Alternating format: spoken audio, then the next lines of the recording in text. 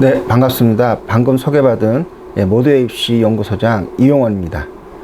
어떻게 보면 이제 너무 이제 코로나 때문에 원래는 이제 뭐 다들 이렇게 뭐 모이셔서 같이 이렇게 또 얘기도 좀 듣고 또 이야기도 좀 하고 그래야 되는 상황인데, 아무래도 이제 좀 저희가 한 번도 이제 좀 겪어보지 못했던 그런 이제 그 시절이 왔기 때문에 어떻게 보면 이제 온라인으로 해서 줌 강의를 하는데, 또 한편으로는 또 좀 직장을 다니시는 분들한테는 또 괜찮은 편일 수도 있을 거예요. 그죠? 왜냐하면 이제 뭐 매번 뭐 어떻게 보면 반차를 내거나 연차를 내고 나오셔서 또 우리 아이들을 위해서, 아니면 이제 또 뭐 부모님들을 위해서 이제 또 강의를 들어야 되는데, 또 그렇지 않은 면들이 있어서 좀 괜찮을 것 같습니다. 그러면 이제 오늘 이제 그 4회에 걸쳐서 학부모 컨설턴트 양성교육, 뭐 어떻게 보면 뭐 양성교육이 될 수도 있고요. 그 다음에 또 수험생을 두신 부모님들은 또 뭐 입시에 대해서 우리 아이들을 좀 잘 지도하겠다, 좀 그런 마음으로 좀 갖고 이제 좀 임해 주시면 될 것 같습니다.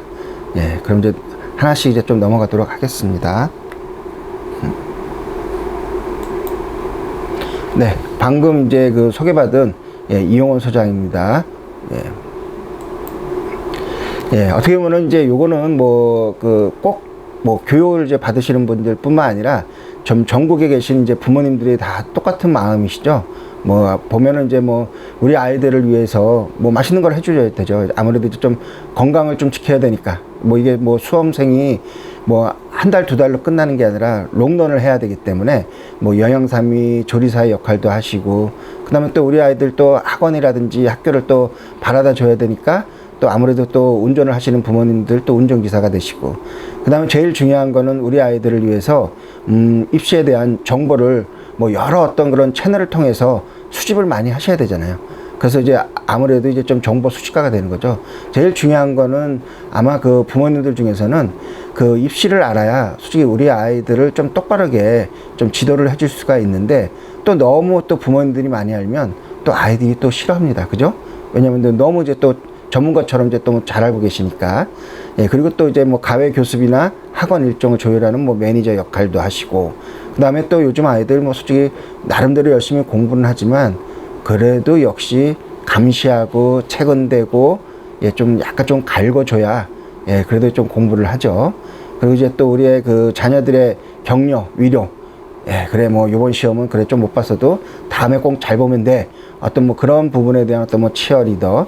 제일 중요한 거는 이제 우리 아이가 생각하고 노력한 만큼 좋은 대학에 갈 수 있게끔 항상 기도하고, 아무래도 이쪽은 뭐 우리 아이들을 위해서 열심히 기도하시는 부모님들이 지금 현재 우리 부모님들하고 보시면 될 것 같습니다.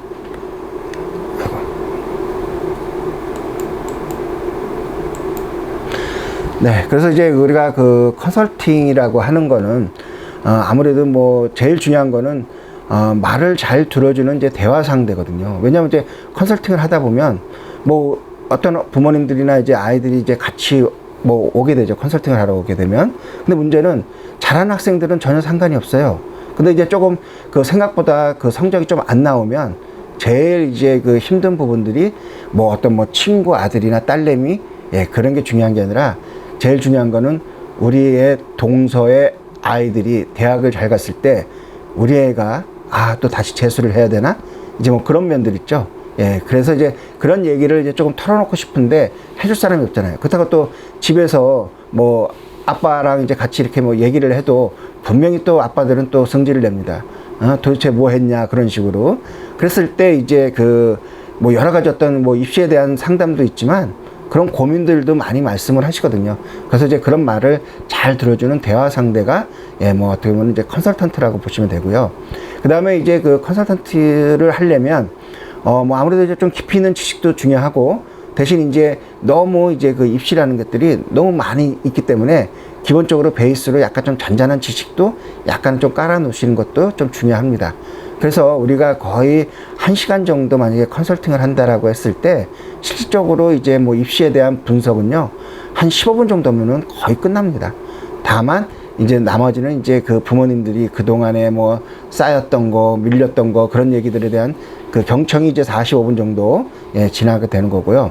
그 다음에 만약에 어머니들이 이제 뭐 컨설팅이나 이제 이런 쪽으로 한번 조금 해보고 싶다 그랬을 때는 절대로 부모님과 학생하고 기싸움을 하시면 안 됩니다. 뭐 어떤 뭐 컨설턴트 선생님들 같은 경우는 야 무조건 애들은 5분 안에 죽여놔야 된다 뭐 이제 뭐 그런 식으로 이제 얘기를 하시는데 결코 그럴 필요가 없고요. 그 다음에 이제 매번 이제 뭐 말씀을 드리는 거지만 그 트렌드를 잘 파악을 해야 되죠. 그러니까 작년도의 트렌드하고 또 올해 2022학년도의 트렌드는 또 상대적으로 좀 다 다르기 때문에 그런 것들을 좀 잘 파악하시는 게 좋습니다. 요 편은 아마 그 정시 때도 아마 보셨긴 했을 거예요. 그죠? 근데 지금 이제 우리가 해당 연도가 지금 21년이잖아요. 근데 요 밑에 보면은 대학 입시는 22학년도.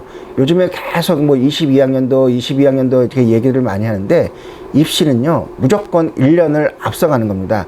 그러니까 올해가 이제 21년이 이제 지금 현재 뭐 재학생이라고 하면은 고3이지만 실적으로 우리 학생들이 대학은 언제 가나요? 내년에 가죠?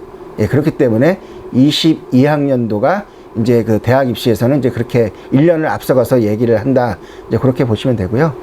지금까지는 뭐 아무래도 이제 지금 현재 주력은 여전히 뭐 우리가 수시에서 뭐 교과와 논술 뭐 종합이 있지만 아직까지도 올해도 여전히 학생부 종합 전형이 주력 전형이라고 보시면 되고요.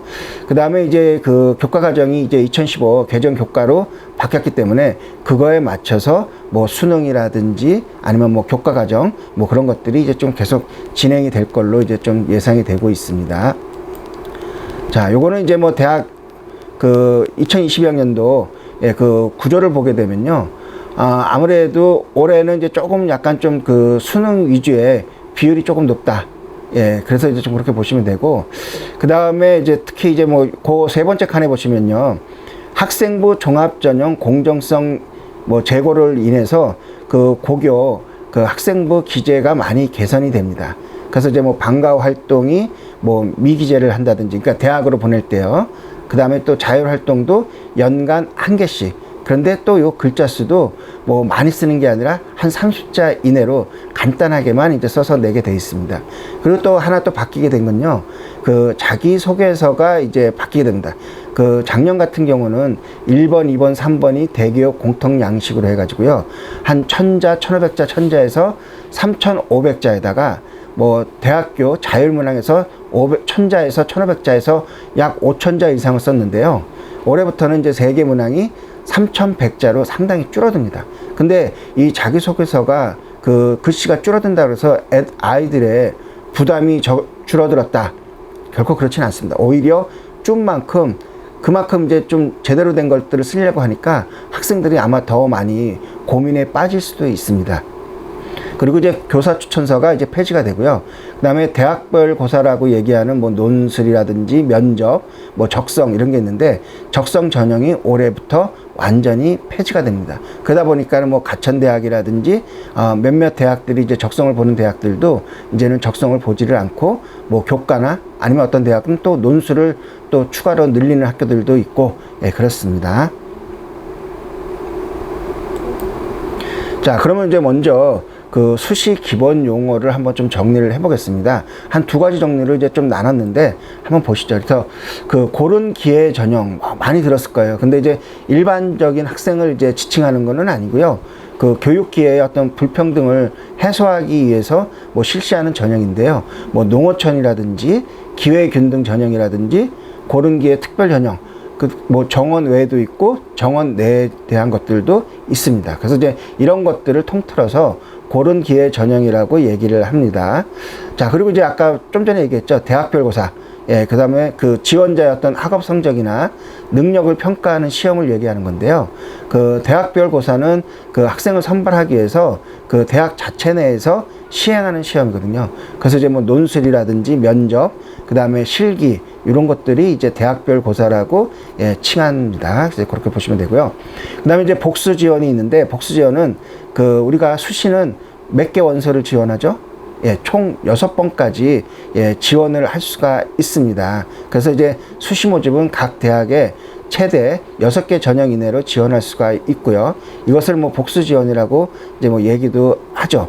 그래서 이제 뭐 그 뭐 복수 지원 같은 경우는 뭐 우리가 그 수시 같은 경우에서는 아까 말씀드렸던 것처럼 뭐 교과, 종합, 뭐 논술 뭐 여러 가지가 있는데 그렇다고 해서 무조건 6번을 지원한다 그래서 교과에만 6개 아니면 뭐 논술에만 6개가 아니라요. 뭐 교과도 하나 넣어도 되고 그다음에 뭐 논술 뭐 2개 넣어도 되고 학종을 뭐 3개 넣어도 되고 어쨌든 그렇게 해서 뭐 6개까지 이제 복수 지원이 되고 그다음에 어떤 대학들 같은 경우는요. 전형이 우리 아이들에게 맞는 전형들이 있거든요. 그래서 이제 어떤 대학은 뭐 교과에도 넣을 수도 있고 논술에도 넣을 수도 있고 그다음에 또 학종에다 넣을 수도 있습니다. 그래서 이제 이렇게 해서 총 이제 넣을 수 있는 게 복수 지원이라고 얘기를 하고요.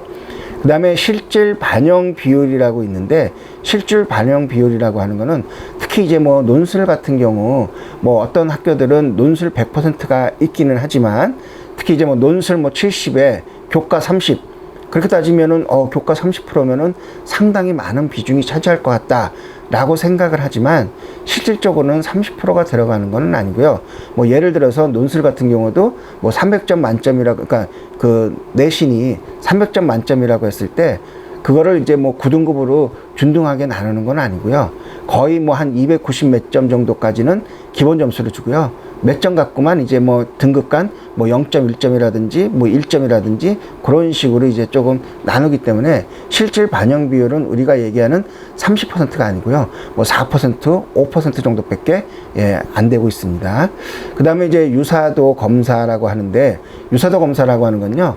그 우리가 자기소개서를 쓸 때 아무래도 이제 문항별로 쓰게 되잖아요. 그런데 아무래도 이제 좀 뭐 어떤 학생들 같은 경우는 너무 이제 쓰기 싫어가지고 좋은 것들만 그 예전에 이제 그 뭐 여러 학생들이 썼던 것들을 좋은 것들만 이제 짜집게 해가지고 쓰는 경우들이 있어요. 그렇게 됐을 때 아무래도 이제 그 검색 시스템에 들어가게 되면요. 많은 이제 그 데이터베이스에서 걸러지게 됩니다. 그래서 그게 뭐 5%냐 뭐 10%냐 30%냐 그래서 이제 그 이상을 넘어가게 되면 아무래도 이제 그 학생이 쓴 게 아니라 딴 사람께 어떤 도용이 됐다든지 아니면 좀 남이 써줬다. 이제 이런 것들이 이제 그 유사도 검사라고 보시면 될 것 같습니다. 그 다음에 그 2월 인원이라고 하는 건 뭐 다른 건 아니고요. 우리가 뭐 수시 지원했을 때 뭐 어떤 대학이 뭐 1000명을 뽑는다. 그렇다고 해서 그 모든 전형을 다 해서 그래서 수시에서 1000명을 뽑기는 다 힘들죠. 왜냐하면 이제 수시가 6회다 보니까 뭐 아무래도 뭐 중복 합격이 된 학생들은 또 다른 데로 이탈이 되고 뭐 여러 가지 어떤 상황들이 발생이 되다 보니까 그 1000명을 다 채우지를 못해요. 그랬을 때 나머지 있는 인원들이 그 정시로 넘어가는 그랬을 때 이거를 2월 인원이라고 얘기를 합니다. 그 다음에 일괄 합산 전형이라고 하는 것들이 있는데 요거는 이제 그 단계별 전형이라고 이제 반대 사항인데 어떤 전형들 같은 경우는 뭐 예를 들어서 뭐 1단계에서 뭐 서류로 100%를 선발을 하고 2단계에서 1단계 성적 70%와 면접 30% 요런 게 아니고요. 그냥 일괄 합산 전형이라고 하는 건요. 그냥 뭐 교과 성적 100 그 다음에 최저학력 기준이 있으면 뭐 그거를 반영하거나 아니면 반영하지 않거나 그렇게 해서 그냥 일괄적으로 한꺼번에 이제 성적 처리를 이루어지는 것을 일괄 합산 전형이라고 얘기를 합니다.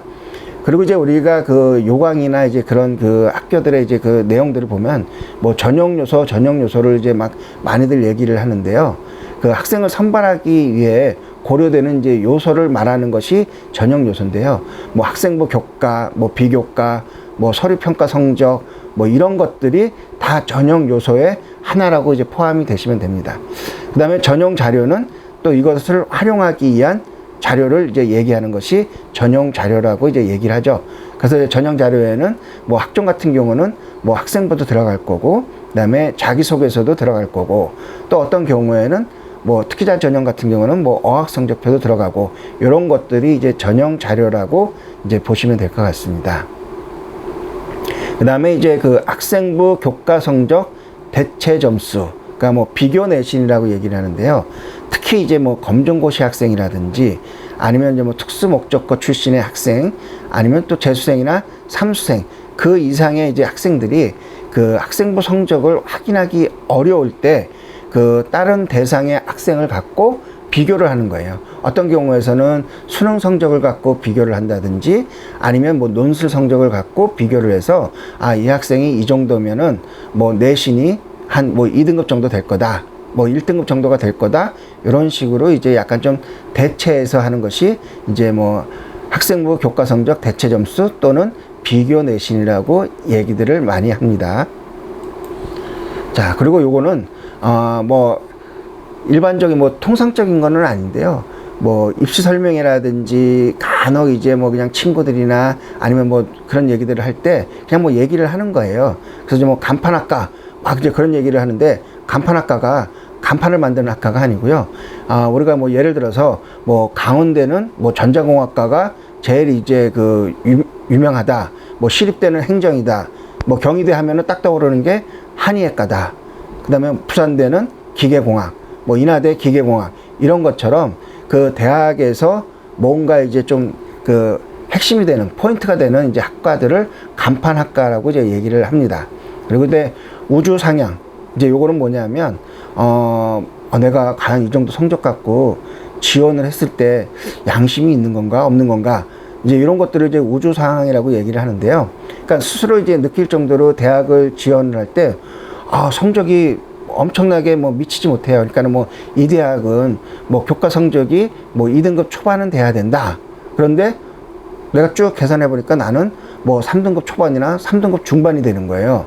예, 그랬을 때 과연 이제 이게 붙을 수 있을까? 그냥 말 그대로 한번 질러보는 거죠.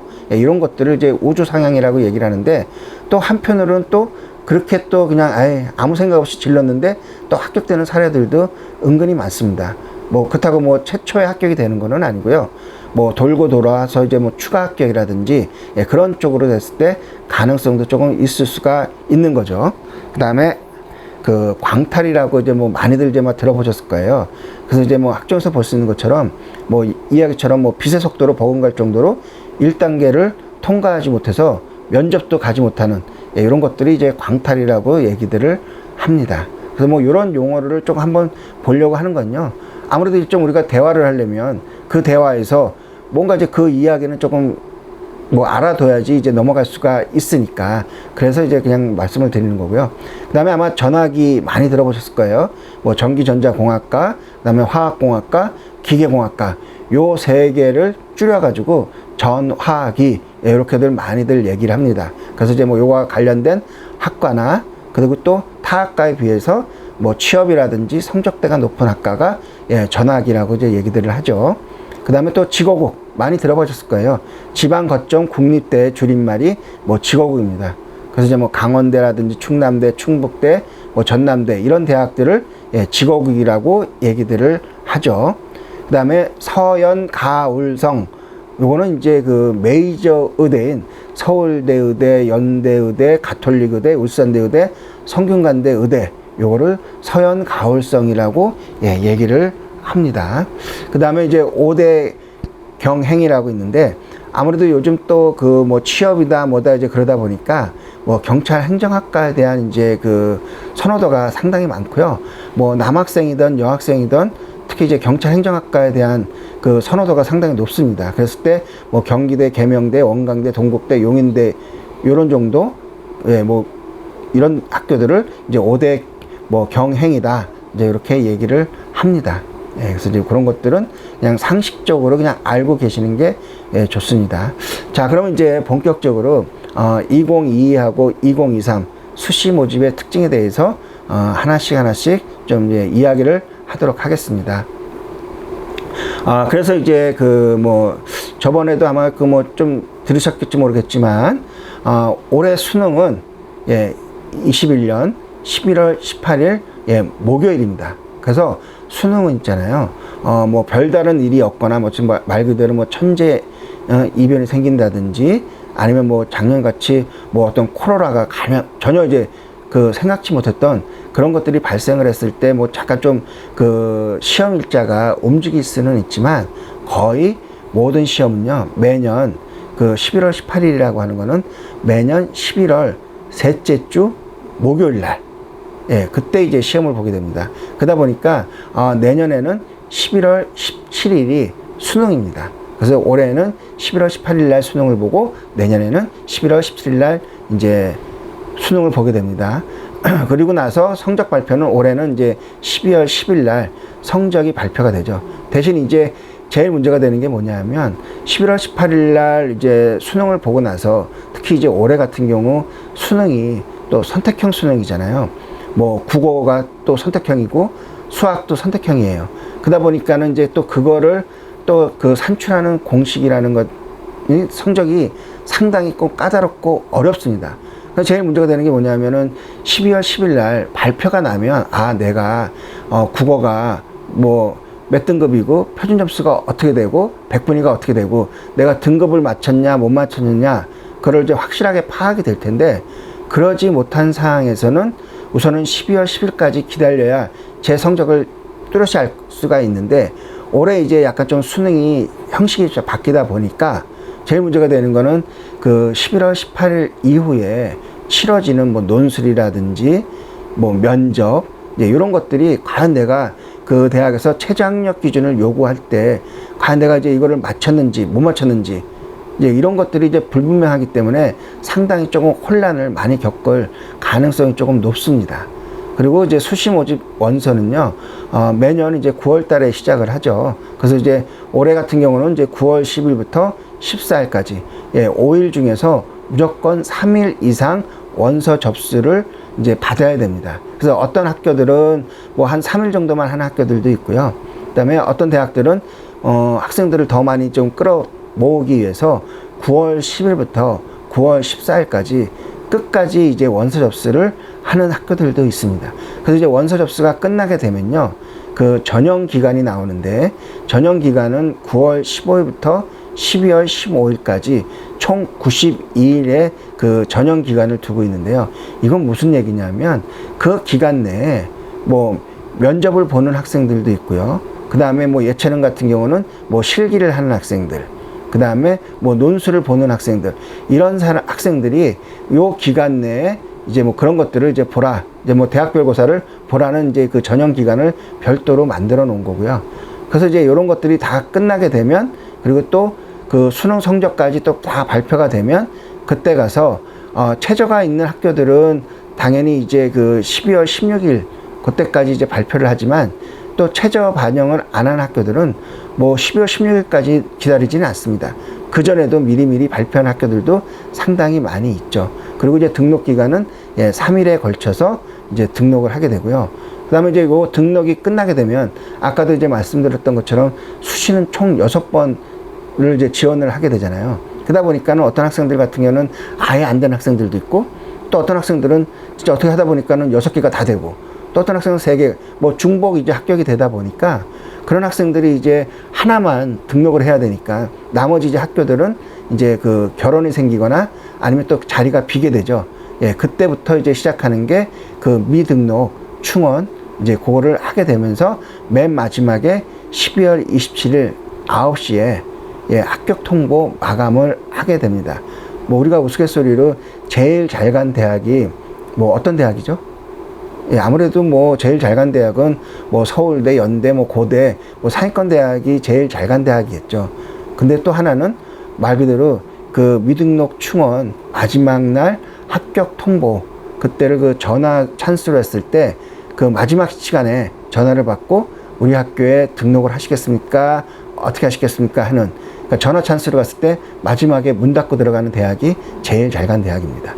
그래서 이제 그런 것들이 좀 확인을 좀 해보시면 될 것 같고요.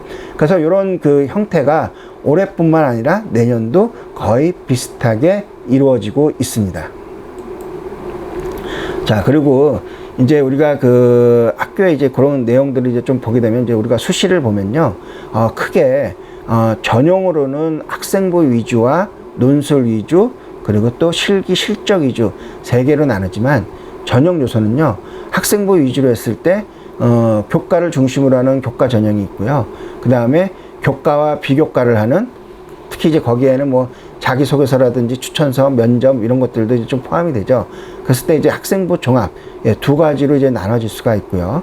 그 다음에 논술을 보는 논술, 그 다음에 실기나 어떤 증빙 자료를 활용을 갖고 이제 하는 이제 뭐 실기 전형, 이렇게 해서 전형 요소는 총 4가지가 있습니다. 그래서 아까도 말씀드렸던 것처럼 뭐 6번을 지원한다 그래서 무조건 한 전형 요소에만 넣는 게 아니라요, 뭐 각각 뭐 교과 2개, 학종 2개, 뭐 논술 2개, 그렇게 넣으셔도 되고요. 그 다음에 어떤 학교는 뭐 논술과 교과가 두 개가 내가 다 넣을 수 있다. 그러면 한 학교에 두 개씩 넣어도 전혀 상관은 없습니다. 어쨌든 6개까지만 이제 지원을 하시면 되는 거고요. 단, 이제 그 수시 6회 지원 횟수에 포함이 되지 않는 학교가 있어요. 그 학교들이 어떤 학교냐면 특수 목적 대학. 그러니까 뭐 육사, 해사, 공사 이런 그 사관학교 하고요. 그 다음에 국군 간호사관학교, 경찰대. 그 다음에 또 뭐 대구 과학기술대학인 뭐 디지스트, 지스트, 카이스트, 유니스트 이런 대학들 같은 경우는 특수목적 대학이라서요. 그 6회 지원에 포함이 안 됩니다. 그러니까는 어떻게 보면 6회 플러스 알파 대학이라고 보시면 되죠. 그 다음에 산업대라고 지칭되는데 산업대는 뭐 4년제는 맞는데 그냥 학교 분류만 산업대로 했기 때문에 우리나라에 지금 현재로서는 청운대하고 호원대 두 개가 있거든요. 이것도 6회에 포함이 되지는 않습니다. 근데 조심하셔야 될 건 뭐냐면요. 우리가 그 6회를 지원하는 학교는요. 무조건 최초 합격이 되거나 추가 합격이 됐을 때는 아무리 이제 그 수능 성적이 잘 나와도 정시에 지원을 할 수는 없습니다. 다만 여기 나와 있는 그 특수 목적 대학들 같은 경우는요. 합격을 해도요. 내가 수능이 잘 나오면 그 대학을 포기하고 정시에 지원을 할 수가 있는데 문제는 어떤 거냐 하면 그 수시 6회 지원 대학과 그 다음에 특수 목적 대학 요거를 각각 하나씩 붙었어요. 그러니까 뭐 수시 6회 대학도 하나 붙고 그 다음에 특수 목적 대학도 하나 붙었다. 이렇게 됐을 때는 결국은 하나를 이제 했기 때문에 그 우리가 수능이 잘 나와도 정시에 지원을 할 수는 없습니다. 다만 아까 말씀드렸던 것처럼 특수 목적대만 붙었다. 그랬을 때는 수능이 대박을 쳤다. 그러면 그때는 이제 뭐 아무래도 우리가 그 정시로 지원이 가능하겠죠. 그런 이제 그 상황이 있으니까 그런 것들을 염두에 잘 두시고 수시 지원 시 항상 이런 점들도 좀 고민을 하셔야 됩니다. 그리고 그 우리가 그 포항공대라고 있죠. 포스텍이라고 하는 대학은요.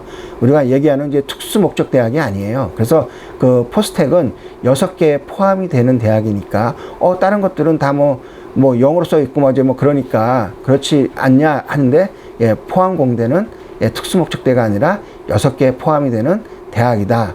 그렇게 좀 생각을 하시고 지원 전략을 세우셔야 됩니다.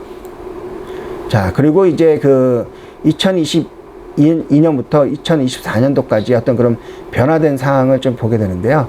뭐 아까도 말씀드렸던 것처럼 뭐 수능이 좀 체제가 개편이 됐다. 올해. 그 다음에 EBS 그 연계율이 좀 축소가 됐다.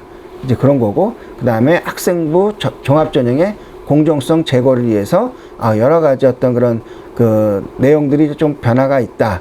그리고 적성이 폐지가 됐다. 이제 이런 것들이 이제 아까 말씀드렸던 내용 중에 다 포함이 된 거고요. 자, 그래서 이제 그 2020년도하고 23년도 그 어떤 그 인원들을 좀 한번 좀 비교를 해보면요. 올해 그 2022학년도에는요. 수도권에서는 이제 그 수시를 한 8만 3천 명, 그 다음에 비수도권에서는 17만 8천 명 정도를 이제 선발을 하고요. 그래서 26만 2,378명을 선발하는데요. 내년에는 수도권에서 8만 5천 명, 그 다음에 비수도권에서는 18만 7천 명.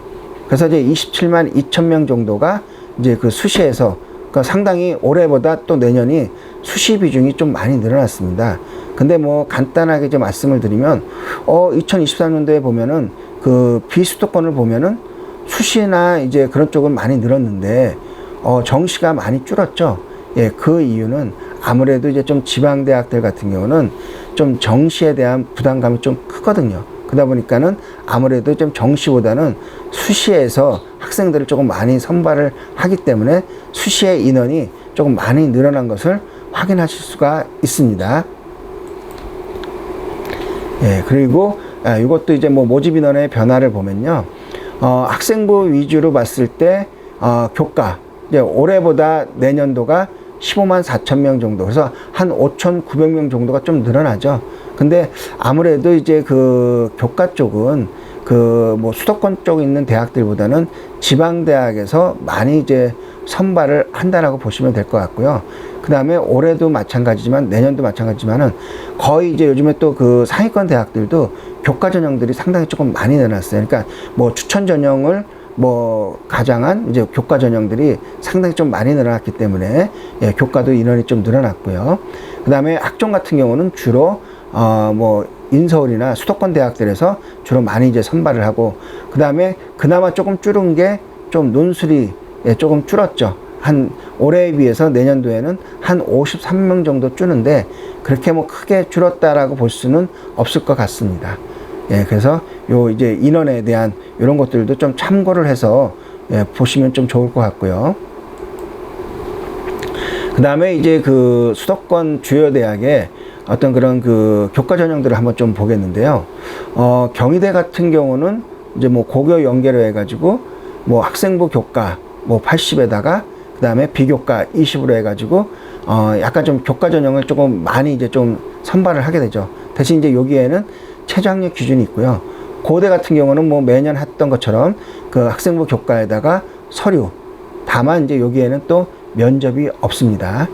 그리고 이제 또 서강대 같은 경우도 올해 이제 고교장 추천 전형이 이제 생겼죠. 그래서 이제 학생부 교과에다가 비교과 10 이렇게 해서 이제 172명을 선발을 하고, 서울시립대도 예, 지역 균형 선발로 학생을 뽑고, 그 다음에 성대 같은 경우도 주로 종합과 논술로 뽑던 대학이었는데 올해 한 361명을 학교장 추천으로 해서 예, 교과로 해서 예, 뽑고 있습니다. 그 다음에 연세대 같은 경우는 그 면접형이 예, 학생부 교과인 추천형대로 이제 바뀌어서 이렇게 좀 시험을 보게 되고요. 그 다음에 이화여대도 고교 추천, 중앙대도 예, 지역 균형 선발로 해서 예, 또 이게 학생부 교과 형태로 해서 좀 많이 뽑죠. 그러니까 보니까는 거의 다 이렇게 그 뭐 상위권 대학부터 뭐 중상위권 대학들 같은 경우 그 수도권에서 그 고교 그러니까 추천 전형이라든지 아니면 이제 교과 전형들이 좀 상당히 조금 많이 생겼다는 것을 예, 확인하실 수가 있습니다. 그래서 결국은 내신을 관리를 좀 상당히 좀 철저히 하셔야 될 걸로 이제 좀 예상이 되고 있습니다. 자, 요거는 이제 뭐 시험이니까 뭐 출제니까는 요거는 아마 저번 시간에 좀 뭐 다 이렇게 한 번씩 흘렀다라고 보면 되고요. 그래서 이제 뭐 국어, 수학, 영어 요거는 이제 좀 참고로 해서 예, 좀 확인을 하시면 될 것 같습니다. 그 다음에 이제 그 학생부 교과에서 그 교과를 반영하는 경우들이 있는데, 어떤 경우는 이제 뭐 그 교과에서도 요즘에는 또 그 진로 과목 있잖아요. 예, 뭐 그런 부분들도 있기 때문에 상당히 이제 그 내신을 그 성적을 이제 산출하는 공식이라든지 그런 것들이 너무 많이 이제 조금 달라졌어요. 그랬을 때 그 요거를 보면은 그 교과를 이제 반영하는 대학들을 봤을 때 뭐 전체 과목은 뭐 고려대라든지 서강대, 성균관대, 세종대, 숙명여대, 숭실대, 연세대, 이화여대, 인천대, 중앙대 이런 것들은 전체적으로 반영을 하지만 뭐 1급 과목만 이제 그 반영하는 뭐 건국대나 경희대, 상명대, 서울과학기술대학교, 한양대 같은 경우는 이제 일부 과목만 또 반영을 합니다. 그리고 또 미반영은 강원대, 국민대, 단국대, 동국대, 동덕여대, 뭐 서울시립대, 뭐 서울여대 이거 외에도 여러 대학들이 이제 또 미반영 대학들도 있다라는 거, 예, 요거 꼭 확인을 하시면 될 것 같습니다. 자, 요게 이제 좀 그런 건데요. 몇 개 이제 좀 대학을 보게 되면 그 연세대학의 이제 추천형을 보면요. 모집단에는 이제 뭐 인문하고 자연을 뽑는데 그냥 공통과 일반, 그러니까 공통이라고 하는 거는 뭐 1학년 때 이제 배웠던 과목하고 그 다음에 일반은 뭐 2학년, 3학년 때 배웠던 일반 과목인데요.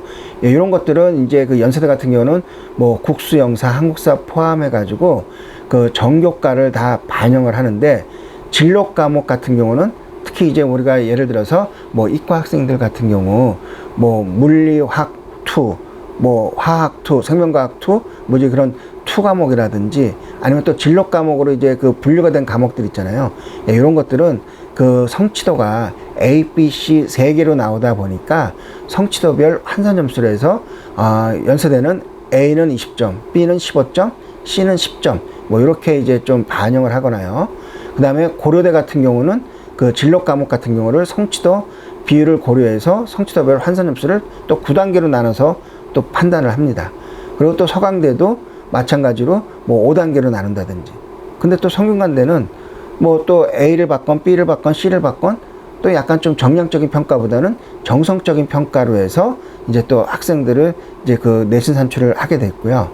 그 다음에 또 이화여대 같은 경우는 원점수 평균을 고려해서 또 그거에 대한 또 환산 점수를 하다 보니까 결국은 이제 올해 이제 제일 문제가 되는 게 뭐냐면 뭐 공통이나 일반 과목이 전혀 문제가 되는 게 아니라 그 진로 선택 과목을 어떤 대학들이 어떤 식으로 이제 반영을 하느냐 이랬을 때 우리 아이들이 여기서 좀 점수를 좀 더 얻고 가는지 아니면 조금 또 불리하게 작용할 수가 있을 수도 있으니까요. 그리고 또 나머지 대학들 보면은 뭐 중앙대학 같은 경우도 뭐 성취도별 환산 점수로 이제 진로 과목을 선택한다. 그 다음에 경희대는 그나마 이제 뭐 인문은 성취도별 이제 진로 과목을 환산 점수로 하는데 2과목만 반영을 하고 뭐 자연계는 4과목을 반영을 한다. 이런 식으로 이제 그 진로 선택 과목에 대한 이제 그 과목별로 좀 나눠지는 경우들도 있고요. 근데 뭐 고맙게도 뭐 외대라든지 뭐 서울시립대 같은 경우는 그냥 일반적이나 공통 과목만 하고요. 진로 선택 과목은 반영을 안 합니다. 그러니까 이제 뭐 진로 선택 과목이 뭐 C가 됐든 뭐가 됐든 뭐 별 그렇게 크게 문제는 되지는 않겠죠. 그 다음에 건국대학 같은 경우도 이수 단위를 고려한 환산 등급 3과목을 이제 그렇게 하고요. 동국대는 정성평가를 하고 홍익대도 성취도에 대한 그 환산 점수, 그 다음에 숙명여대 같은 경우는 성취도별로 이제 환산 점수를 하는데 뭐 A는 1등급, B는 2등급, C는 4등급을 둬서 이제 그 학생들의 어떤 진로 선택 과목에 대한 그 성적을 매긴다라고 보시면 되고요. 그 다음에 요거는 이제 그 공정성 제고를 위해서 이제 그 만들어놓은 이제 계획인데요. 올해 같은 경우는 이제 아까도 말씀드렸던 것처럼 그 자기소개서 문항이 예전에 비해서 상당히 좀 많이 줄었다라는 거. 요거는 이제 아마 제가 그 3주차에, 그러니까 3회차에 아마 그 자기소개서에 대한 이야기도 할 거니까 그때 가서 좀 더 자세하게 말씀을 좀 드리도록 할 겁니다. 그 다음에 그 논술, 뭐 특기자가 좀 축소가 됐는데, 예, 그런 거고. 그 다음에 적성도 폐지가 됐다. 그래서 약간은 이제 조금 그 변화들이 조금 있다는 것들 좀 보시면 될 것 같습니다. 자, 그리고 이제 그 학생부 기재 방식도 보면, 교과 활동 같은 경우도 그 방과 활동 같은 경우는 그 미기재를 하게 되어 있습니다. 그러니까 이제 뭐 대학에 이제 그 올라가지를 않는다는 거죠. 그리고 이제 또 제일 이제 중요한 거는 뭐냐면요. 우리가 이제 그 학교에서 뭐 학생부 생활기록부를 띄면요. 그 옆에 이제 가로로 쳐가지고 로마 숫자로 1이 있고 어떤 건 2가 있어요. 근데 이제 1과 2가 있는데 대학에서는 받는 거는 그 학교생활기록부 그 2라고 되어 있는 그 내용들을 받습니다. 왜 그러냐면 1은 그냥 그 교과 성적이라든지 그 데이터에 의존돼서 이제 나오는 거고요. 2라고 하는 거는 우리가 이제 뭐 교과 성적 밑에 있는 세부 능력 및 특기 사항이나 행동 특성 및 종합 의견, 이런 모든 것들이 다 나오기 때문에 그 생활기록부를 이제 우리가 만약에 컨설팅을 한다 그랬을 때도 뭐 학생들이나 학부모님들한테 뭐 생활기록부 떼오실 때는 꼭 그 2로 갖고 오셔야 된다라고 이제 좀 말씀을 하셔야 되고, 그 다음에 대학교에 들어가는 것도 2로 이제 올라가게 되어 있습니다. 그렇게 좀 확인을 하시면 되고요. 그 다음에 동아리 같은 경우는 자율활동은 연간 1개 30자만 기재가 됩니다. 그러니까 자율동아리 이제 그 이름하고 뭐 어떤 과에 관련된 동아리다. 그 정도만 이제 쓰게 되어 있는 거죠. 그리고 이제 봉사활동 같은 경우는 아예 그 교내외 이제 봉사활동 실적, 그 특기사항 같은 경우는 이제 기재가 안 되고요. 그냥 시간만 쭉 기재가 되어서 이제 좀 나오게 되어 있고요. 그 다음에 진로 활동도 우리가 보면은 옛날처럼 이제 거창한 게 아니라 요즘 생기부 보면은 간단하게 뭐 진로 희망해서 뭐 이렇게 쓰고 있는데, 요런 이제 그 특기사항이라든지 이제 이런 것들은 특히 이제 진로 희망 분야에 대해서는 이제 대학의 그 미반영으로 이제 넘어가고요. 그 다음에 수상 경력 같은 경우는 그 교내 수상 학기당 1건 정도. 그러니까 이제 만약에 우리가 그 재학생들 같은 경우는 뭐 1학년 1, 2학기, 2학년 1, 2학기, 3학년 1학기 하면 총 그 수상 경력이 5개까지 반영을 이제 할 수가 있는데, 뭐 어떤 학생들은 또 솔직히 아예 그 상을 못 타가지고 뭐 3개나 뭐 2개밖에 안 되는 학생들도 있고, 어떤 학생들은 뭐 5개를 또 충분히 넣을 수가 있는 학생들도 있고, 또 어떤 학생들은 너무 이제 상을 많이 타다 보니까 그 중에서 하나만 골라야 되는 또 이제 또 그런 또 고민 아닌 또 고민을 할 수가 있습니다. 그래서 이제 그런 부분들을 좀 잘 선택을 해서 좀 지원을 하게 되면 되고요. 그 다음에 독서 활동은 뭐 도서명가, 저자 이렇게만 이제 좀 들어가게 돼 있죠. 근데 앞으로 이제 그 2년 후, 지금 현재 고1 학생들 같은 경우는 이마저도 이제 대입에 반영이 되지를 않는다. 그렇게 좀 확인을 하시면 될 것 같습니다. 그 다음에 이제 뭐 2023년도 서울대 그 종합전형을 보게 되면은 뭐 지역균형 같은 경우가 1단계에서 뭐 3배수 서류 100으로 하고 2단계에서는 1단계 성적과 면접, 그리고 여기서 좀 자세히 보시면은 올해 같은 경우는 이제 그 지역균형 같은 경우가 수능 최저가 그 3개가 각각 2등급이거든요. 근데 내년에는 국수, 영탐 3개 합이 7등급 이내로 조금 완화가 됩니다. 근데 이제 요 문제는 계속 지금 이제 좀 논의가 되고 있는데요. 어떤 논의냐 하면은 아무래도 이제 올해 같은 경우 이제 선택형 수능이다 보니까 특히 이제 그 뭐 이과 학생들과 문과 학생들 봤을 때 특히 이제 수학에서 이과 학생들 같은 경우는 뭐 미적이나 기하 둘 중에서 하나를 많이 선택을 할 거고, 문과 학생들 같은 경우는 확률과 통계를 이제 선택을 하는데, 아무래도 이제 그 성적이 이제 다르게 반영이 되다 보니까 특히 이제 이과 학생들 같은 경우 미적을 이제 지원한 학생들이 어떤 뭐 그런 공통 그 과목하고 미적을 대입을 하다 보면 뭐 표점이라든지 백분위가 높게 나오고 등급도 잘 받게 되는데, 특히 이제 뭐 문과 학생들 같은 경우 확률과 통계 같은 경우는 계속 뭐 모의고사를 봐봐서 알겠지만 3월달이나 4월달 거의 그 1, 2등급 받기가 상당히 조금 어렵습니다. 그러다 보니까는 이제 요 최저학력 기준을 조금 더 낮춰야 되느냐, 이제 이런 논의들도 은근히 조금 많이 좀 진행이 되고 있는데, 어쨌든 올해는 그 서울대 같은 경우는 수시 모집에서 지역균형은 3개가 각 2등급이라고 이제 보시면 될 것 같습니다. 결국은 이제 지역균형이 이제 그 원래는 이제 올해 같은 경우는 일괄 전형이었죠. 그냥 이제 서류 전형만 해가지고 뭐 면접만 보는데, 내년에는 또 요게 그 단계별로 이제 좀 바뀐다. 그렇게 좀 보시면 될 것 같습니다. 자, 그리고 요거는 이제 그 논술인데요. 논술 같은 경우가, 논술 전형이, 올해 이제 그 11,069명을 선발을 합니다. 근데 이제 쭉 보면은, 예년에 비해서 3개 대학이 더 늘었어요. 그 이유는, 가천대라든지 고려대, 세종, 뭐 수원대, 요 대학들이 작년 같은 경우는 전공 적성을 받던 이제 대학이거든요. 근데 이제 전공 적성이 이제 올해부터 이제 폐지가 되다 보니까, 가천대나 고려대, 세종, 수원대 같은 경우가 그러면은 이제 그 전공 적성 대신 논술로 하자. 그래서 이제 논술로 해서 조금 이제 그 대학교 수가 33개에서 36개 대학으로 좀 늘어났다. 이제 그렇게 좀 보시면 될 것 같습니다.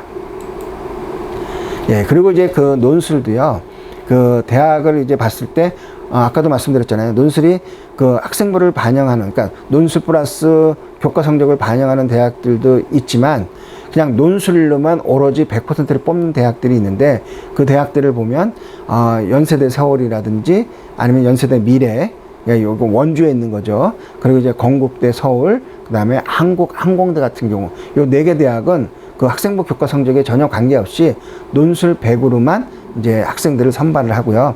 그 다음에 홍익대 같은 경우는 논술의 비중이 한 90%, 그 다음에 학생부의 비중이 10% 정도, 그렇게 됩니다. 그리고 이제 70에서 30% 정도 대학이 한 19개 대학이 되고, 조금 그 학생부 비중을 많이 두는 학교들이 가천대, 경기대, 성균관대, 수원대, 숭실대, 울산대, 중앙대, 이런 대학들이 이제 한 논술과 학생부 비율을 6대4로 이제 좀 하고는 있습니다. 그래서 이제 그 모집 인원은 전년 대비 한 대학이 3개 늘어났음에도 불구하고 한 93명 정도 좀 감소가 되고 있다. 이제 그렇게 보시면 될 것 같습니다. 자, 그래서 이제 그 22년도 그 우리 그 수시의 포인트는 뭐냐면요. 수시 모집의 선발 규모가 조금 감소가 됐다. 그리고 학생부 교과 전형의 묘직 규모, 아까도 이제 본 것처럼 뭐 상위권 대학들도 뭐 추천 전형이다 뭐다 이제 그런 식으로 해가지고 그 학생부 교과 전형을 조금 많이 이제 좀 선발을 하잖아요. 그러다 보니까 이제 좀 교과 전형이 좀 증가를 했고, 그 다음에 학생부 종합은 조금 약간 좀 감소를 했고요. 그 다음에 논술 전형은 모집 인원이 뭐 거의 뭐 비슷하게 뭐 조금 줄었지만은 그냥 계속 인원은 유지가 된다. 왜냐하면 이제 그 신설로 3개 학교가 이제 좀 들어왔기 때문에 그나마 이제 그냥 논술 인원은 좀 계속 유지가 되고 있고요. 그 다음에 수능 최저학력 기준이 적용하는 그 대상이 확대가 조금 많이 됐다라고 얘기하고, 그 다음에 아까도 말씀드렸던 것처럼 특히 이제 그 학종을 지원한 학생들 같은 경우는 자기소개서의 양식이 많이 좀 변화가 됐다는 거, 예, 그렇게 좀 보시면 될 것 같고요. 그 다음에 이제 그 2022학년도 수시 모집 비율을 보면 서울대 같은 경우가 올해 같은 경우는 이제 한 69.4%, 그 다음에 그러니까 전년도에 이제 비해서 한 8% 정도가 좀 줄었고요. 연세대 같은 경우도 전년도에 비해서 한 9%가 줄고, 그 다음에 고려대 같은 경우는요, 전년에 비해서 거의 수시의 비율이 한 22% 정도까지 상당히 많이 좀 줄었습니다. 그리고 서강대도 한 7.6%, 성균관대도 8.5%, 그 다음에 한양대도 마찬가지로 한 10% 넘게 수시 비율이 이제 좀 줄었고요. 이화여대는 뭐 그냥 근소화 차이로 한 1.3% 정도, 중앙대는 4% 정도. 그 다음에 경희대도 그 수시 비율이 전년도에 비해서 좀 많이 좀 줄었습니다. 10.4% 정도 되고요. 외대 같은 경우는 한 3.8%, 서울시립대도 마이너스 8%, 건대도 5%. 근데 유일하게 이 15개 대학을 봤을 때요, 홍익대가 유일하게 그 수시의 비율이 전년에 비해서 2.3% 정도 좀 늘어났습니다. 그러니까 평균적으로 이제 한 8% 정도, 15개 대학이 8% 정도 그 줄은 상황에서 홍대 같은 경우는 수시의 비율이 전년도에 비해서 2.3% 정도 조금 더 늘어났다. 예, 그런 것들도 좀 기본적으로 좀 알고 계시면 될 것 같고요. 그래서 이제 15개 대학과 이제 전국 대학을 이제 좀 판단을 한다 그러면요, 아까도 말씀드렸던 것처럼 그 15개 대학은 뭐 서영고, 서성환, 뭐 중경예시부터 건동, 홍수 요 정도 대학인데요. 15개 대학은 그 학생부 교과가 한 12.5%, 종합이 35.7%, 논술이 9.8%, 실기가 한 3.9%. 근데 이제 요거를 제외한 전국 대학으로 봤을 때는 그 교과가 44.5%. 왜냐하면 아까도 말씀드렸던 것처럼 지방 대학이 교과로 선발하는 인원이 상당히 많습니다. 그리고 이제 종합이 22.3%, 논술이 6%. 그러다 보니까 우리가 그 15개 대학을 그 지원하는 전략을 세우려면요, 여기서 이제 내용들을 보면은, 정시가 좀 그나마 좀 제일 높고요. 그 다음에 종합, 교과, 논술, 실기 쪽으로 해서 이제 좀 지원 전략이 되겠고요.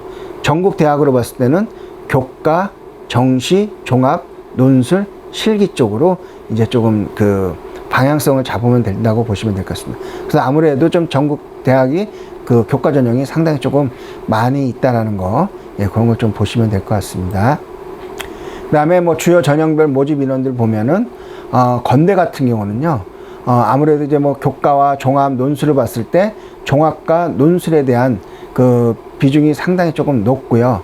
경희대는 교과와 종합이 비중이 높습니다. 그리고 고대 같은 경우도 예, 그 종합이 상당히 좀 비중이 높고, 그 다음에 동국대는 교과와 종합, 그 다음에 서강대는 종합, 그 다음에 서울대는 뭐 여전히 다 종합이죠. 뭐 논술이나 이제 뭐 그런 게 없으니까.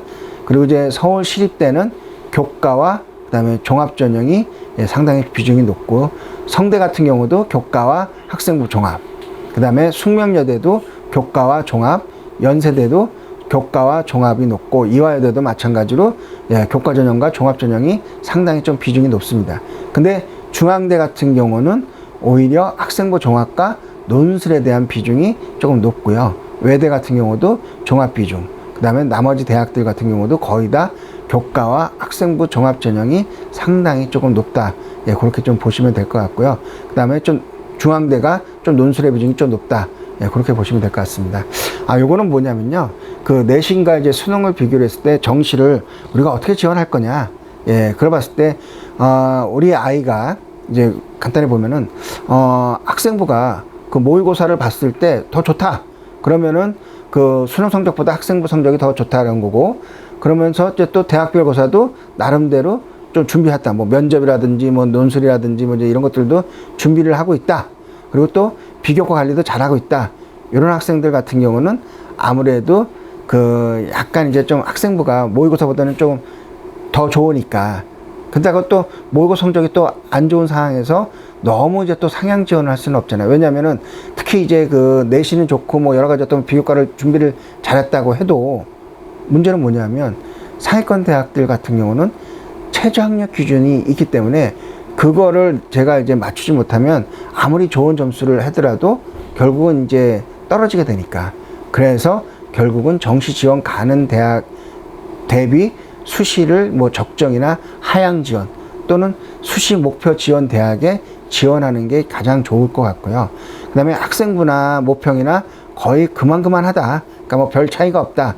뭐 아니면은 이제 학평이랑 모평 성적의 변화가 커서 수능 예측이 좀 어렵다. 이런 이제 그런 상황이 될 수도 있는데, 이런 학생들 같은 경우는 그 정시 지원 가능 대학 수준의 그 수시를 지원하는 게 좋습니다. 그러니까 이제 만약에 뭐 정시가 뭐 예를 들어서 뭐 한 건대 정도까지 나왔다. 그러면 그냥 건대 정도 수준의 그 대학부터 시작해서 조금씩 예, 올려서 예, 좀 수시를 좀 지원한다. 이제 그런 거고요. 근데 학생부하고 모평으로 봤을 때 모평 성적이 월등히 좋다. 예, 이런 학생들 같은 경우는 아무래도 이제 좀 뭐 너무 이제 좀 차이가 난다.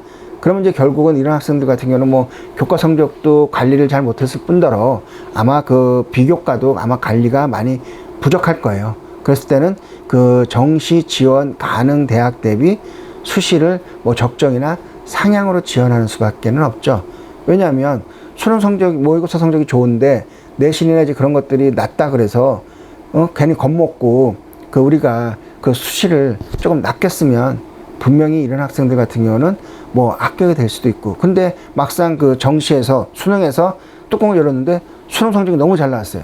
그러면 결국은 아까도 말씀드렸던 것처럼 수시에 합격을 하게 되면 정시에 지원을 할 수가 없다 그러잖아요. 그러면 어떤 경우가 발생이 되느냐? 결국은 다시 재수의 길로 들어서게 되는 겁니다. 그렇기 때문에 결국은 이제 모의고사가 좋은 학생들 같은, 그렇기 때문에 이런 학생들 같은 경우는 약간 이제 조금 그 뭐 다른 이제 교과나 학종보다는 논술을 같이 이제 좀 대비하는 게 좀 상당히 조금 유리한 그 전략이라고 볼 수도 있습니다. 그 다음에 이제 우리가 뭐 이치한 약대, 그러니까 올해 같은 경우 이제 우리가 또 약대가 또 이제 그 6년제로 해서 학부로 내려왔잖아요. 그랬을 때 이제 그 인원을 비교를 하면은 올해 이제 그 의예과가 수시에서 1854명을, 그 다음에 치의회가 386명, 한의회가 476명, 그 다음에 약학이 863명에서 3579명을 수시에서 선발을 합니다. 근데 이제 그 수시와 정시 비율을 보면은 의예과가 한 6대4, 그 다음에 치의회과가 거의, 치의회도 한 6대4, 한의회도 거의 한 6대4 정도가 되는데, 약학대학은 56대 44로 다른 다른 이제 그 학과에 비해서 약학과가 오히려 조금 그 정시의 비율이 조금 높다. 이제 그렇게 좀 보시면 될 것 같습니다. 그 다음에 이제 그 주요 대학을 이제 보시게 되면요, 변경된 거, 서울대 그 모집 인원이 변경이 됐는데요. 그 수시 지역균형 선발 모집 인원이 전년도 대비해서 한 3.3% 줄어서 한 97명이 좀 줄었고요. 그 다음에 그 일반 전형도 한 94명 정도가 줄었습니다. 그리고 또 하나 또 좀 주의 깊게 보셔야 될 건요. 무조건 그 뭐 수시 정시를 다 뽑는 거는 아니에요. 수시 모집만 이제 또 실시하는 대학들이 있는데, 뭐 인류학과라든지 에너지자원공학과, 교육학과, 도고교육, 불어교육, 미술대, 음대, 이런 것들은 이제 또 수시 모집만 실시하는 뭐 모집단위 대학이라고 보시면 되는데, 그렇다고 해서 뭐 정시를 안 뽑느냐? 만약에 여기서 이제 2월이 된다. 그러면 정시에서도 뽑을 수는 있지만 지금 현재로서는 수시 모집만 실시한다. 이제 그렇게 보시면 되고요.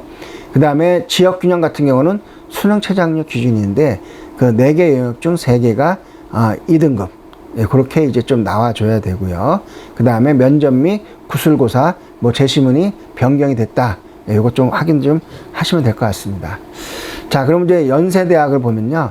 연세대학 같은 경우는 그 수시에서 학생부 종합에서 그 면접형을 학생부 교과 전형인 추천형으로 이제 개편을 하게 했어요. 그래서 이제 작년에는 이제 면접형으로 했다가 올해는 추천형으로 이제 바뀌었죠. 그래서 이제 그 작년 같은 경우는 뭐 1단계에서 학생부 교과 40에 서류평까지만 올해는 이제 1단계에서 아예 학생부 교과 100으로 선발을 하고 2단계에서 1단계 성적과 면접으로 해가지고 이제 학생을 선발합니다. 그러니까 그만큼 이제 좀 전형 요소가 좀 바뀐 것들도 좀 유심히 좀 지켜보셔야 됩니다. 그리고 또 그 하나는 그 학생부 위주 전형 개편에 따라서 학생부 종합 전형 일부에 최저학력 기준이 적용이, 그러니까 원래는 이제 작년 같은 경우는 또 최저학력 기준을 뭐 논술이든 학종이든 반영을 안 했지만 올해 같은 경우 그 활동 우수형에서 인문은 2개 등급이 이제 합의4, 뭐 국어나 수학 중에서 하나가 포함이 되겠죠. 그 다음에 자연은 2개 등급이 합의 5, 그 다음에 의예, 치예, 약학은 1등급이 2개. 근데 영어는 기본적으로 3등급, 한국사는 4등급을 맞아야 됩니다. 그러니까 이제 제일 이제 또 문제가 되는 게 뭐냐면 어떤 대학들 같은 경우는 이제 특히 이제 최저학력 기준에서 뭐 한국사를 또 반영하는 대학들이 있거든요. 그래서 예전 같은 경우도 어떤 학생들 뭐 다 이제 뭐 국어나 수학이나 뭐 영어나 탐구 뭐 최저학력 기준을 다 맞췄는데 한국사에서 등한시해 가지고 한국사를 못 맞춰 가지고 예, 또 탈락된 학생들도 있으니까 한국사도 좀 꼼꼼하게 뭐 절대평가라고 해서 절대로 뭐 무시하면은 예, 안 되는 과목이라고 좀 보시면 될 것 같습니다. 예, 그래서 이제 좀 그 활동 수형에 최저학력 기준이 적용이 된다. 예, 요것도 한번 좀 눈여겨보시고요. 그 다음에 이제 고려대 같은 경우는 그 올해 수시 모집에서 자기소개서가 이제 폐지가 됐습니다. 그러니까 작년까지만 해도 이제 그 자기소개서들을 이제 받았지만 올해부터는 아예 그 자기소개서가 이제 폐지가 되죠. 그러니까 뭐 2024학년도에는 완전히 이제 자기소개서도 이제 폐지가 되니까 아예 그냥 미리 그냥 폐지를 시켜놓은 겁니다. 어떻게 보면 이제 좀 학생들에게 부담이 조금 더 이제 좀 덜해진 거라고 좀 보실 수가 있습니다. 그랬을 때 이제 그 학생부 교과 학교 추천이라고 보시면은 그 전년도에 비해서 조금 많이 줄었죠. 아까도 이제 말씀드렸던 것처럼 고대가 수시의 그 비중이 많이 좀 줄었어요. 그래서 이제 학생부 교과에서 학교 추천이 전년도에 비해서 한 139명이 좀 줄었고, 그 다음에 여기에는 작년도에는 면접이 있었지만 올해는 면접이 없습니다. 그리고 이제 학업 우수형이 있는데 학업 우수형도 전년도에 비해서 예, 288명, 예, 상당히 조금 많이 그 줄었고요. 그 다음에 그 서류에서 그 뭐 100인데 작년에는 5배수였는데 올해는 이제 6배수까지 좀 배수를 조금 많이 늘렸습니다. 아마 이거는 그 수능 최저학력 기준을 만약에 좀 잘 못 맞출 수 있을 것 같아서 아무래도 좀 많은 학생들을 뽑아놓고, 왜냐면 너무 이제 좀 적은 학생을 뽑았을 때 최저학력 기준이 있다라고 했을 때 그거를 반영 이제 그 충족하지 못한 학생이 줄어들게 되면은 결국은 미달이나 마찬가지거든요. 그렇기 때문에 조금 많이 좀 뽑은 겁니다. 그리고 또 이제 좀 하나 좀 눈여겨보셔야 될 거는요.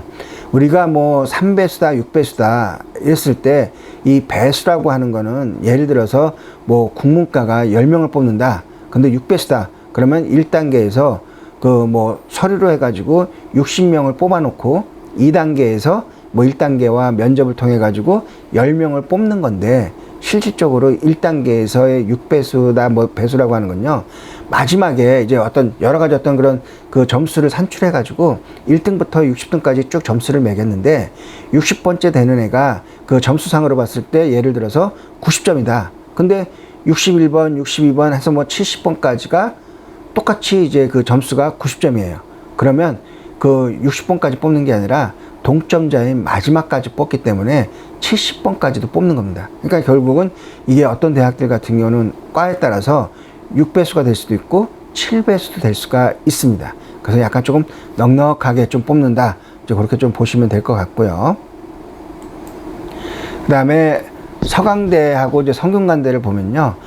서강대는 이제 올해 같은 경우 이제 수시 모집에서 학생부 교과 그 고교장 추천 전형이 이제 신설이 됐죠. 그래서 이제 그 고교별로 10명을 이제 추천을 받게 돼 있습니다. 그래서 뭐 문과, 이과 상관없이 이제 10명을 추천을 받고요. 그 다음에 그 서강대도 마찬가지로 그 수시 모집에서 학생부 종합전에 그 전형 자기소개서 제출을 폐지를 했습니다.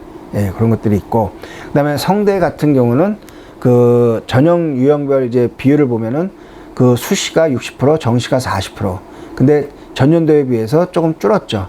그리고 이제 또 그 여기도 마찬가지로 학생부 교과 전형을 361명을 신설해서 예, 선발을 합니다. 그리고 이제 논술 인원도 예, 357명 선발을 해서 작년에 비해서 175명, 상당히 좀 많이 감소를 했습니다. 예전 같은 경우는 진짜 그 논술을 하면 주로 이제 고대와 성균관대가 제일 논술로 많이 뽑는 대학인데, 이제 성대 같은 경우도 이제 그 논술에 이제 그 인원들이 상당히 좀 줄었다. 이제 그렇게 좀 보시면 될 것 같고요. 그 다음에 그 전형 유형별 전형 방법의 변경을 보면은 그 학교장 추천, 학생부 100%를 반영을 하고요. 수능 최저학력 기준을 적용을 하고, 그 다음에 논술 전형에서 그 학생부 비교과 반영은 예, 좀 폐지가 됩니다. 그 다음에 한양대 같은 경우도 수시 모집 비율이 예, 좀 축소가 좀 많이 됐습니다. 그리고 그 2015 개정 교과 과정에 따라서 문이과 통합에 따른 모집단이 일원화를 이제 시켰죠. 그래서 이제 그런 학과들이 건축학부, 경제금융학부, 경영학부, 파이낸스 경영학과, 체육학과, 스포츠산업학과, 간호학과. 그리고 또 마찬가지로 한양대도 그 수시 모집에서 지역균형 발전이라는 전형을 신설을 해서 학생부 교과 100으로 해서 320명을 선발을 하고요. 그 고3 그 재적 인원 기준 11% 인원까지 추천이 가능하다. 이제 그렇게 보시면 될 것 같습니다. 그 다음에 논술 모집 인원도 예, 그 전년도에 비해서 예, 좀 감소를 했고요. 그 다음에 실기 실적 글로벌 인재에서 폐지되는 게 뭐 중어 중문학과, 영어 영문학과, 도어 동문학과, 국제학부 선발이 폐지가 된다. 예, 요런, 그러니까 항상 이제 우리가 그 입시를 보면요. 매번 이제 그 올해하고 뭐 작년 거, 앞으로 이제 있을 뭐 내년 거, 이런 것들이 매번 바뀌기 때문에 어떻게 보면 진짜 솔직히 그 입시 쪽은 뭐 항상 이제 좀 뭐 페이퍼 작업을 하는 것도 마찬가지지만 진짜 노가다입니다. 왜냐면 뭐 올해 거를 내년에 써먹을 수도 없고 작년 거를 올해 써먹을 수 있는 게 거의 없어요. 왜냐면 매번 바뀌거든요. 그 이유는 뭐냐면 대학에서 뭐 어떤 뭐 전형이라든지 어떤 그런 것들을 야 우리는 뭐 교과 뭐 논술 종합으로 이렇게 막 해놓고 거기에 인원을 몇 명 배치하고 뭐 이렇게 했는데 갑자기 뭐 경쟁률이 떨어지거나 뭐 학생들이 좀 좋은 학생들이 안 오거나 그렇게 되면 또 내년에 또 그 입시가 오기 전에 또 회의를 해가지고 야 그러면 뭘 늘려야 될까, 뭘 해야지 학생들이 많이 올까, 좋은 학생들이 많이 유치할까, 이러다 보니까 매번 입시가 바뀌게 될 수밖에 없다라는 거죠. 그래서 뭐 다른 뭐 어떤 선생님들 뭐 특히 이제 뭐 옛날에 뭐 어떤 과목 선생님들 같은 경우는 야 뭐 이거는 뭐 진짜 한 5년을 울고 먹어도 그냥 계속 똑같아, 이게 아니라 입시는 예 말 그대로 6개월 앞을 내다보기가 상당히 좀 힘든 게 입시라고 이제 보시면 될 것 같고요. 자, 이화여대는요 그 수시 모집이 67.2%. 예, 그래서 이제 한 좀 수시 모집이 좀 인원이 좀 많이 있죠.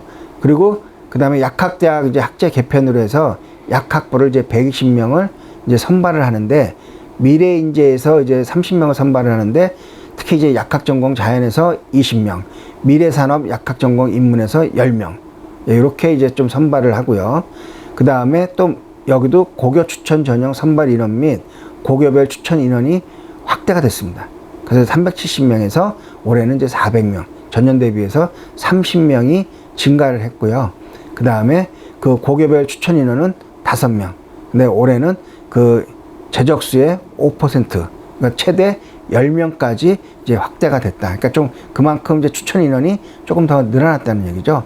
그러니까 이제 문제가 이제 뭐냐면, 이렇게 이제 그 대학별로 이제 뭐 추천 전형이라든지 해서 뭐 학생을 뭐 이제 뭐 4%로 끊는다, 아니면 5%로 끊는다, 뭐 10명을 한다, 뭐 11명을 한다, 이제 이런 것들이 있다 보니까 올해 아마 그 학교 선생님들도 상당히 좀 고민스러운 게, 추천 전형에 어떤 학생들을 어떻게 추천해 줄 건지, 이걸 뭐 중복을 추천해 줄 거냐, 아니면 진짜 학생마다 하나씩만 해줄 거냐, 여러 가지 어떤 문제가 많아서 아마 올해 특히 이제 선생님들 같은 경우 상당히 이제 그 학생들의 그 입시 지원 전략에 대해서 상당히 좀 고민이 많으실 거라고 좀 예상이 됩니다.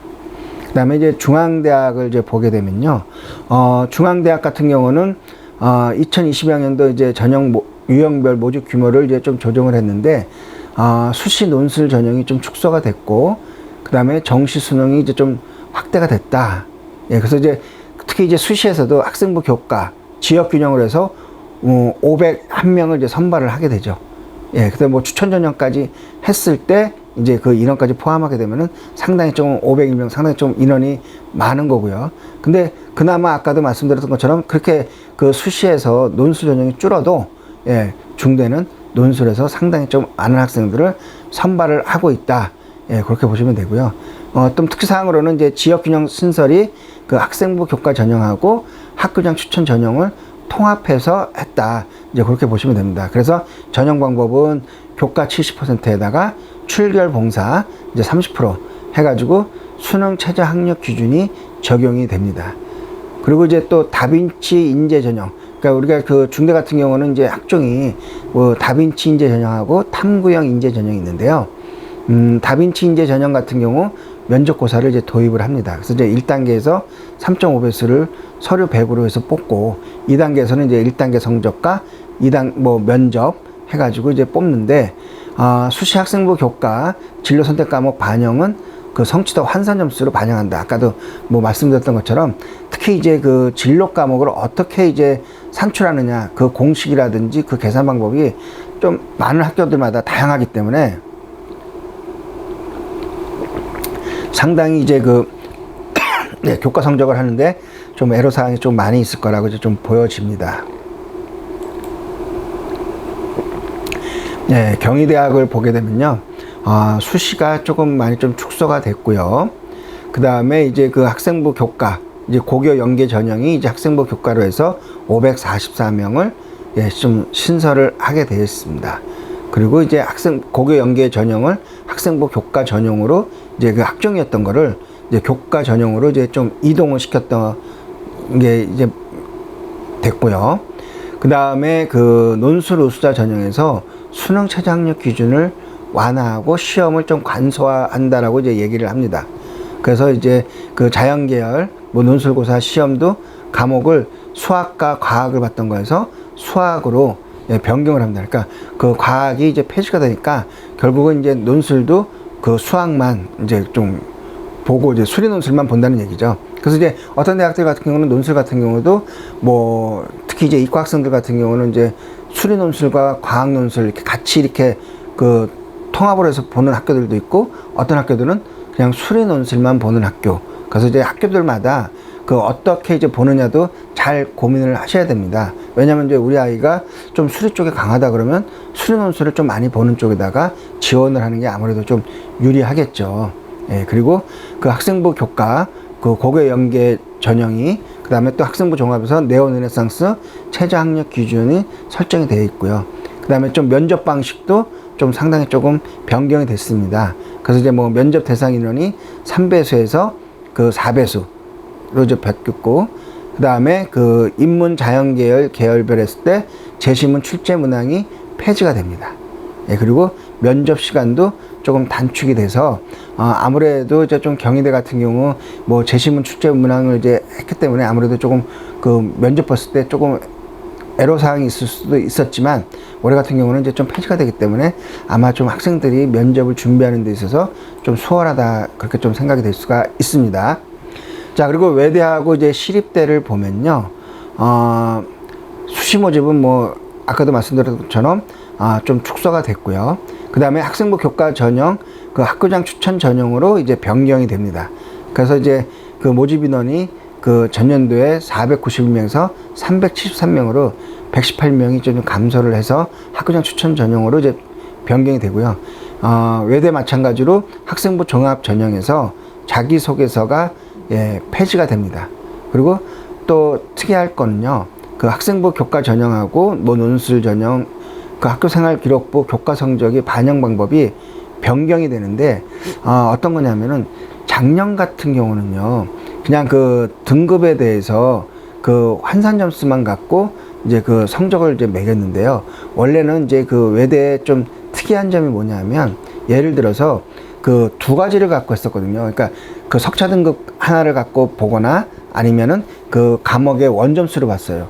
그래서 이제 예를 들어서 뭐 석차 등급이 뭐 1등급이다. 그러면 300점 만점에 300점을 주고, 뭐 2등급이면 뭐 298점을 주고, 아니면 또 하나의 방법은 원점수가 90점 이상이다. 그러면 똑같이 300점 만점에 300점을 주고, 뭐 90점 미치다. 그러면 뭐 298점을 줘서 그 학생들 중에서 원점수가 높으면 원점수가 높은 쪽으로 이제 석차 등급, 그러니까 그 성적을 매기고, 그 다음에 석차 등급이 높으면 높은 점을 매겨서 두 가지를 이제 혼용을 했는데, 그러니까 특히 이제 그 외고나 특목 자사고 학생들 같은 경우는 상당히 좀 유리하겠죠. 왜냐하면 석차 등급이 안 좋은데 원점수는 막 90점이 넘으니까. 그럼 이제 원점수로 해서 하다 보니까는 그런 학생들이 거의 외대 같은 경우는 다 1등급이었거든요. 근데 작년에 이제 그 룰을 깼다가 올해 다시 등급 환산 점수 또는 원점수 환산 점수의 상위값을 적용하기 때문에 아무래도 좀 다시 부활이 됐다. 그렇게 좀 보시면 될 것 같고요. 그 다음에 그 시립대, 시립대 보면은 논술 전형의 모집 인원도 감축이 됐고, 그 다음에 전형 방법도 좀 많이 좀 좀 변경이 됐다. 그래서 이제 논술 반영 비율이 70%에서 60%로 10% 이제 조금 확대가 됐습니다. 그러니까는 그 전년도에 이제 60%를 반영했던 거를 올해는 이제 한 10% 이제 확대해서 70%까지 반영을 했다. 이제 그렇게 보시면 되고요. 그 다음에 그 서울시립대도 올해 마찬가지로 그 지역균형 선발 전형이라고 해서 학교장 추천제로 해서 도입을 했습니다. 그래서 이제 192명을 선발합니다. 그러니까 거의 이제 상위권 대학들이 어떤 그런 그 교과 전형으로 해가지고, 왜냐하면 이제 그 생기부라든지 이제 그런 내용들이 많이 볼 것들이 이제 좀 많이 좀 줄다 보니까 결국은 이제 교과 전형도 이제 같이 많이 좀 신설을 하게 됐죠.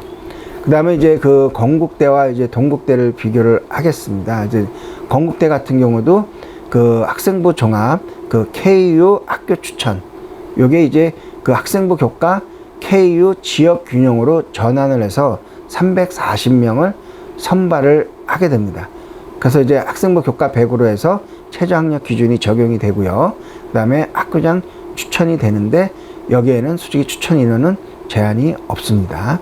그 다음에 수시 학생부 교과 반영 방법도 변경이 되는데, 그 석차 및 이수 단위 표기 정 과목, 이렇게 해서 하고, 그 진로 선택 과목은 그 성취도 상위 3과목만 갖고 이제 그 반영을 하게 됐다. 이제 그렇게 보시면 될 것 같습니다. 자, 그리고 이제 그 동국대도 이제 보면은 그 수시 모집에서 그 올해 그 2022학년도에 1834명을 해서 전년 대비해서 수시 모집에서 한 269명 정도가 좀 감소를 했습니다. 그리고 수시 두드림 전형도 158명이 이제 감소를 했고, 그러니까 결국은 뭐 교과라든지 뭐 수시 모집에서 뭐 종합이라든지 논술 인원들이 상당히 조금 많이 그 감소가 된 거를 확인할 수가 있습니다. 그 다음에 그 수시에서 그 학교장 추천 인재 전형, 학생부 종합 전형에서 교과 전형으로 이제 좀 변경이 됐죠. 그래서 398명을 선발을 한다. 그리고 논술 전형도 그 변경이 됐으니까 그런 것들 좀 확인을 좀 하셔서, 그러니까 결국은 이게 보시면은 대학마다 너무 많이들 이제 바뀌잖아요. 그러니까 뭐 똑같은 전형이 있어도 어떤 뭐 비율이 바뀐다든지 인원이 바뀐다든지 뭐 없는 게 또 다시 이제 생긴다든지, 그렇기 때문에 입시라는 게 매년 공부를 해도 뭐 매년 좀 새롭습니다. 그러니까 아무래도 조금 힘든 부분들도 있지만 그래도 어쨌든 새롭게 다시 시작한다는 느낌, 그런 것들이 조금 뭐 재미라면 재미, 뭐 이제 그렇게 뭐 좀 느낄 수가 있을 수가 있죠. 그 다음에 이제 홍익대를 보시게 되면요, 수시 모집에서 학교장 추천자 전형 서울 캠퍼스에서 신설이 됩니다. 그래서 홍대 같은 경우는 고교별 추천 인원을 5명으로 이제 제한을 해서 이제 추천을 받고 있고요. 그 다음에 그 뭐 미술 우수자 전형 지원 자격 및 전형 방법도 변경이 되고, 뭐 공인예술 뭐 전형 및 전형 요소 및 반영 비율도 변경이 되니까 이런 쪽으로 좀 지원 학생들도 잘 이제 확인해서 좀 일러주시는 게 좀 좋을 것 같습니다. 그 다음에 그 숙명여대 같은 경우도 좀 많이 이제 조금 인원이 좀 축소가 됐습니다. 그래서 이제 좀 뭐 서류형이라든지 뭐 숙명인재2 면접형, 그 다음에 소프트웨어 뭐 융합인재 이런 것들이 그 전년도와 올해로 비교했을 때 좀 인원이 조금 축소가 된 것들을 좀 확인하실 수가 있고요. 그 다음에 숙명인재2 면접형에서 그 소프트웨어 융합인재 전형 2단계 면접 비율이 그 40%로 좀 축소가 됩니다. 그러니까 이제 그만큼 면접에 대한 조금 이제 그 부담이 좀 줄어든 거고요. 그 다음에 학생부 교과 지역 균형 선발 전형에서도 똑같이 올해 이제 신설 243명을 선발을 하게 됐습니다. 그래서 학교장 추천도 필요하고, 그 다음에 교과 100으로 하되 수능 최저학력 기준이 적용이 된다. 그러니까 이제 결국은 이제 그 교과를 누리면서 특히 이제 뭐 종합이라든지 이제 그런 부분들 같은 경우는 최저학력 기준이 별로 이렇게 많이 반영이 안 되지만, 그러다 보니까는 결국은 조금 뭐 수능도 공부도 잘하고, 그 다음에 또 어떤 뭐 학교 공부도 이제 좀 내실을 갖고 이런 학생을 뽑으려다 보니까 결국은 점점 최저학력 기준에 대한 그 적용 범위를 많이 조금 넓혀가고 있는 그런 상황이라고 좀 보시면 될 것 같습니다. 그리고 논술에서는 조금 그 완화를 시켰는데, 작년 같은 경우는 이제 2개가 합의 4에서 올해는 2개 영역 합의 5로 조금 이제 완화를 좀 시켰습니다. 자, 그리고 이제 국민대 숭실대를 보면 수시 모집에서 그 학생부 교과 성적 우수자 전형의 지원 자격을 변경을 했는데, 그 학교장 추천 인원 제한 없이 학교장 추천으로 이제 좀 변경이 됐고요. 그 다음에 그 학생부 종합에서 학교생활 우수자 전형이 변경이 됐는데, 그 학교장 추천에서 학교생활 우수자 전형으로 뭐 명칭을 이제 변경을 했고요. 그 다음에 학교장 추천 자격을 좀 폐지를 시켰습니다. 그래서 이제 요런 이제 그 소소하게 바뀐 것들을 좀 잘 이제 캐치를 해서 알려주셔야 되거든요. 왜냐면 제일 중요한 거는 아까도 이제 말씀드렸던 것처럼 이게 그 매년 이제 입시가 바뀌다 보니까 이거를 좀 공부를 안 하잖아요. 그러면은 에이 뭐 설마 뭐 많이 바뀌어봤자 얼마나 바뀌겠어, 뭐 작년에도 이랬는데 뭐 올해도 뭐 비슷하겠지 하다 보면은, 왜냐면은 그 실적으로 오시는 학부모님들은 뭐 우리나라에 대학이 몇 개가 있냐면 4년제 대학이요, 뭐 특수목적대학까지 포함했을 때 한 204개 대학이 있거든요. 근데 말 그대로 컨설턴트라고 하는 사람들은 뭐 204개 대학을 다 알 수는 없지만 못해도 100개 이상의 대학은 알고는 있어야 되거든요.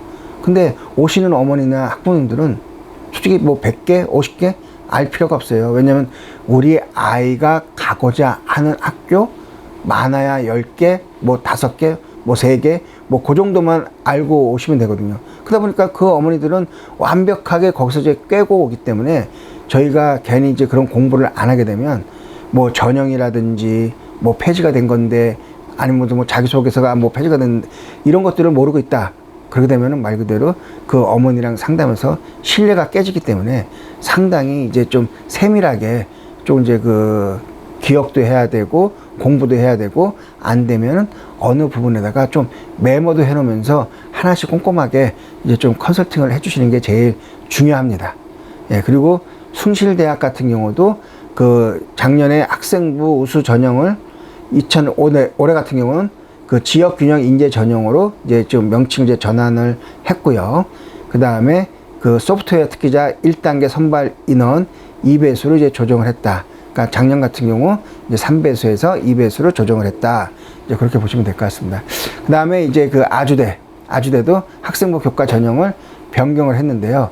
그 지역균형 선발로 변경을 해서 학생부 교과 고교 추천 전형 명칭을 변경을 했는데, 여기는 이제 추천 인원의 제한은 없습니다. 그냥 추천만 받는 것 뿐이죠. 그래서 이제 선발 인원을 뭐 24명 축소해서, 전년도에 259명에서 올해 235명으로, 그 다음에 진로 선택 과목은 미반영입니다. 그러니까 뭐 별도로 이제 계산할 필요가 없다는 얘기죠. 그 다음에 그 학종에서 그 에이스 전형, 이것도 이제 20명 정도가 축소가 됐고, 대신 이제 의학과 같은 경우 수능 최저학력 기준이 완화가 됐거든요. 4개 영역이 등급 합 5에서 합 6으로 됐어요. 그러다 보니까는 특히 올해 같은 경우 이제 이과 학생들이 그 최저학력 기준을 좀 많이 이제 좀 딸 확률이 높거든요. 왜냐하면 문과 학생들이 이제 수학에서 확통을 선택하는 거하고, 이과 학생들이 미적이나 기하를 선택하는 학생들을 봤을 때 올해 이제 그 모의고사를 추세를 보면은 아무래도 거의 1, 2등급이 이과 학생들이 많이 나오거든요. 그러다 보니까는 오히려 그 아주대에서 그 의예과에서 4개 영역 합을 5에서 6으로 바꿨다 그러면 그 최저학력 기준을 충족할 수 있는 학생들이 상당히 많아질 수도 있다는 얘기입니다. 예, 그래서 이제 그런 것들이 있으니까. 그리고 또 다산 인재 전형도 축소가 됐고요. 뭐 논술 그 우수자 전형도 뭐 축소가 됐다. 그리고 마찬가지로 의예과도 수능 최저학력 기준이 완화가 됐다. 이것들을 확인을 해보시면 될 것 같습니다. 그다음에 이제 인하대를 보시게 되면요, 인하대 이제 학생부 종합 뭐 참 인재 전형으로 뭐 전형명을 이제 명칭을 이제 좀 변경을 했고요. 그러니까 기존 학생부 종합 전형 학교장 추천 전형 명칭을 변경을 한 거고요. 그래서 이제 서류 종합 평가로 100으로 하고 그다음에 최저학력 기준은 반영하지는 않습니다. 또한 그 학생부 교과에서 지역 주체 인재라고 예, 하나 좀 신설을 했고요. 여기에서는 그 학교장 추천이 고교당 7명입니다. 그러니까는 7명까지 학교에서 추천을 할 수가 있다는 얘기고요. 그 다음에 이제 좀 뭐 나머지 이제 좀 대학들을 보게 되면요. 강원대를 보게 되면요. 그 수시 모집 복수 지원 전형을 확대했다. 그래서 대학 내에서 지원을 2개 전형에서 3개 지원으로 이제 확대를 했다라는 것들을 보시면 되고요. 그 다음에 강원대도 올해는 그 학생부 종합 전형에서 자기소개서를 폐지를 했습니다. 그리고 또 교과 전형의 변경 사항이 최저학력 기준 3개 합 기준으로 이제 반영 영역을 확대를 했고, 그 다음에 그 학생부 석차 등급 및 이수단위 공통 과목과 일반 선택 과목을 반영을 하고요. 성취도는 그 가산점, 그 진로 선택 과목이죠. 예, 그럼 가산점으로 이제 부여를 한다. 예, 그렇게 좀 보시면 될 것 같습니다. 그 다음에 이제 충남대, 충북대를 보게 되면요. 뭐 수시 모집에서 학생부 종합 원 전형, 국가안보 융합 인재 전형이 신설이 됐다. 그러니까 보면은 이제 또 제일 이제 또 주의 깊게 보셔야 되는 건요. 가끔 가다가 이제 좀 신설학과라든지 아니면 좀 이름이 바뀐 학과들이 있어요.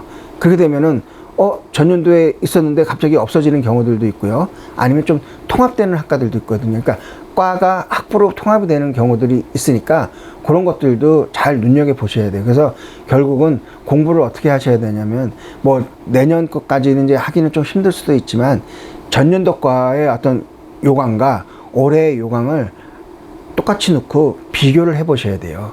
그러니까 학과에서 학부로 이제 옮기는 학교들도 있고 학과들도 있고 아니면 학부에서 학과로 푸는 학과들도 있고 인원수가 달라지는 학과도 있고 신설이 되는 학과도, 그러니까 여러 가지 어떤 그런 사항들을 다 알고 계셔야 그 우리가 컨설팅을 할 때 그 제대로 된 이제 그런 그 설명을 해드릴 수가 있으니까 그런 것들 좀 참고를 하시고요. 그 다음에 여기도 마찬가지로 학생부 종합전형 1, 2에서 자기소개서가 폐지가 됐습니다. 그리고 그 수능 최저학력 기준이 조정이 됐는데 학생부 교과 일반이나 지역 인재에서는 인문계열이 국어, 영어 및 탐구 합산 11등급에서 그러니까 이제 작년에 10등급에서 11로 그러니까 조금 더 좀 느슨해진 거죠. 어떻게 보면 좀 늘어났죠.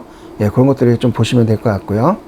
그 다음에 충북대는 뭐 전년이나 올해나 뭐 그냥 거의 엇비슷합니다. 다만 이제 그 학생부 종합 전형에서 소프트웨어 우수 인재 전형이 예, 좀 신설이 됐습니다. 그래서 모집 인원이 이제 26명이 신설이 됐고요. 최저학력 기준은 반영하지는 않습니다. 그리고 이제 그 학생부 모집 전형 등에서 학종에서 학생부 종합 원 전형이 전형 방법이 변경이 됐는데 일괄 합산 서류 100%로 그러니까 이제 단계별 전형에서 일괄 합산으로 변경이 됐습니다. 예, 그런 것들 좀 보시면 됐고요. 그 다음에 수시 모집에서 사범대학의 인적성 면접을 실시하지 않습니다. 네, 그래서 이제 그런 것들 보시면 됩니다.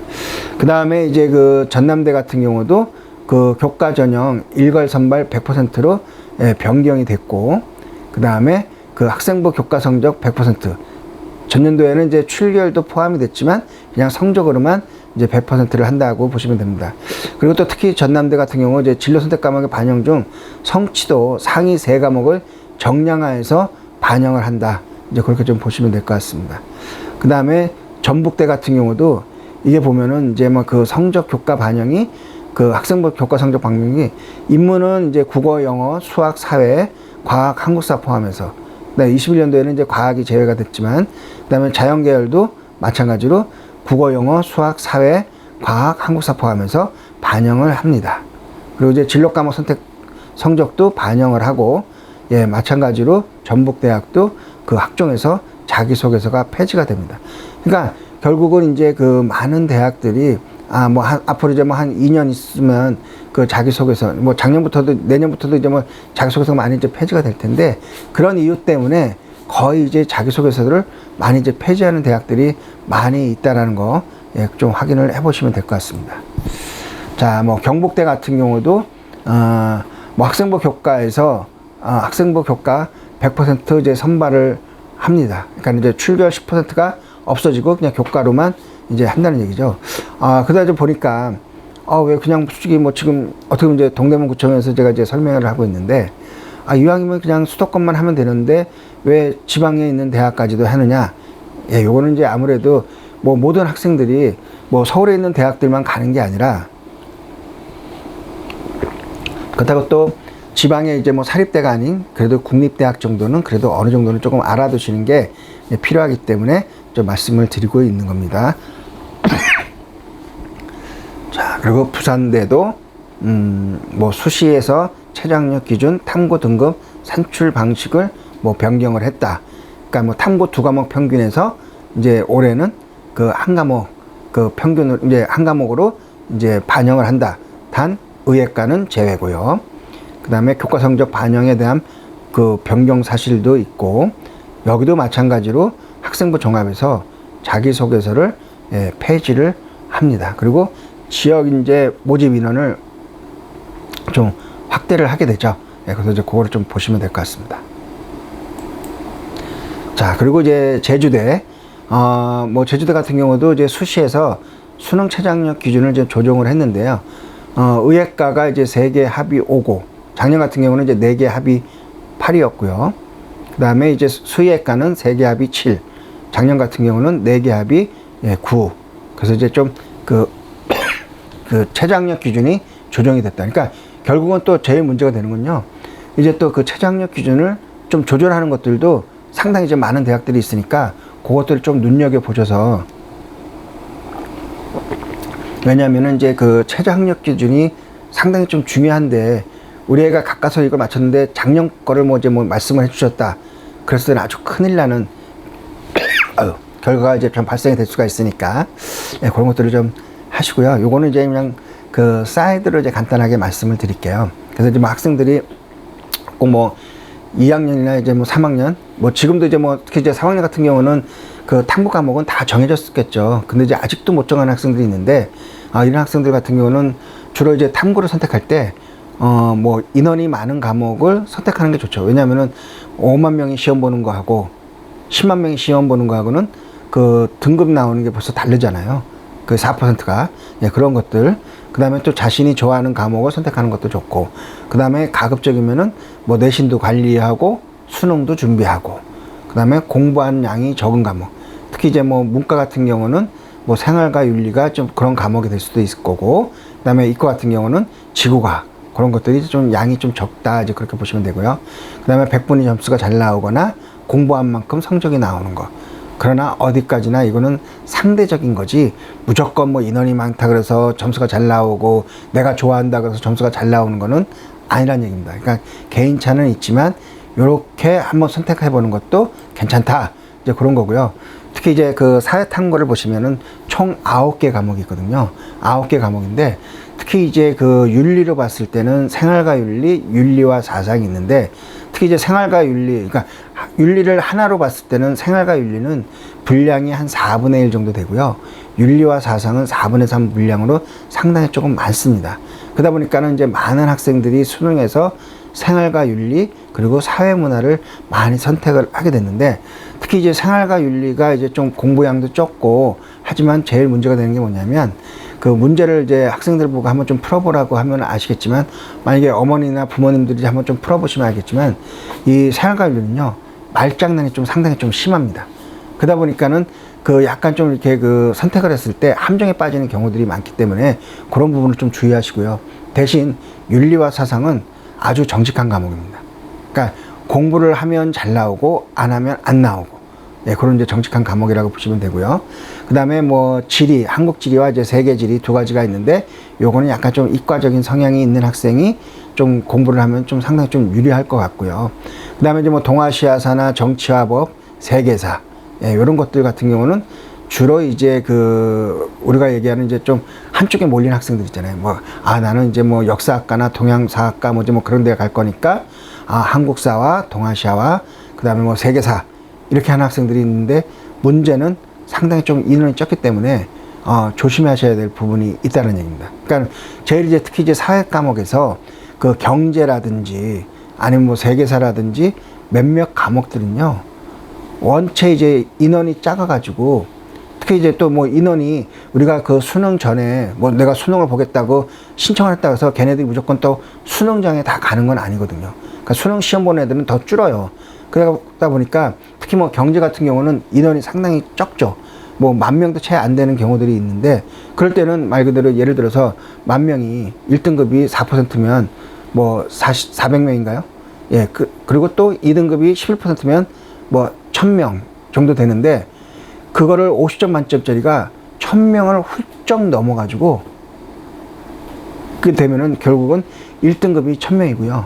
2등급은 없어지고 3등급이 바로 이제 생기는 겁니다. 한 문제만 틀려도.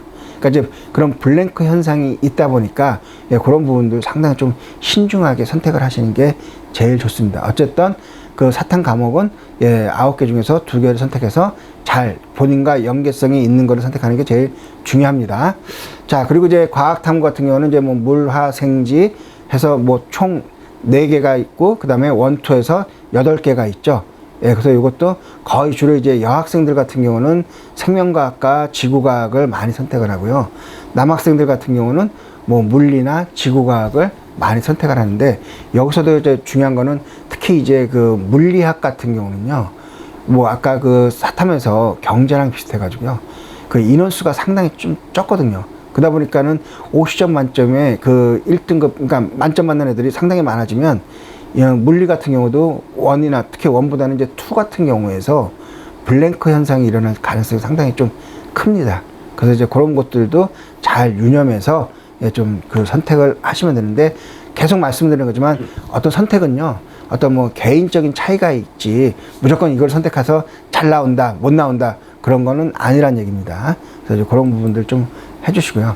그 다음에 이제 그 제일 중요한 거는 뭐 저도 이제 가끔 이제 이 사이트를 많이 좀 들어가서 보는데, 뭐 이렇게 뭐 설명에만 듣는 걸로 갖고는 아마 그 양에 차지는 않아요. 그렇기 때문에 뭐 대교육 사이트라든지 특히 이제 뭐 커리어넷 같은 경우는 이제 뭐 어떤 학생들 어떤 뭐 진로라든지 이제 뭐 그런 것들을 봐주는 거고요.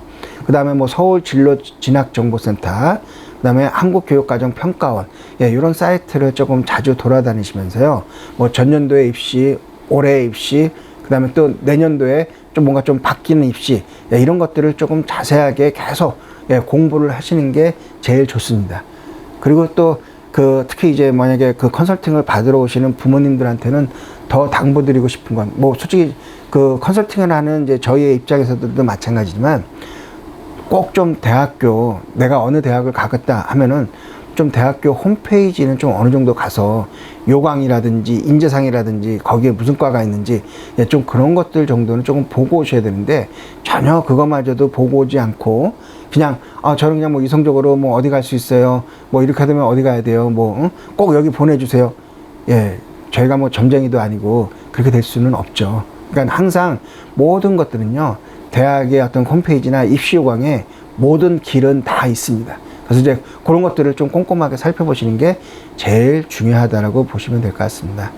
예, 그래서 뭐 지금까지 한 1시간 반에 걸쳐서 말씀을 드렸는데, 아무래도 이제 계속 듣다 보면 솔직히 좀 많이 좀 지루하신 감들도 있으실 거예요. 하지만 요게 이제 앞으로 3회가 더 남았죠. 예, 그래서 이제 새로운 이제 주제로 해서 하나씩 조금 이해가 좀 쉽게끔 말씀을 좀 드리도록 하겠습니다. 그래서 오늘 그 처음 이제 시작을 했는데 이해가 좀 잘 되셨는지 모르겠습니다. 예, 그래서 2회, 3회부터는 좀 더 이해가 잘 될 수 있게끔 준비해 갖고 오도록 하겠습니다. 예, 그럼 마치도록 하겠습니다. 예, 감사합니다.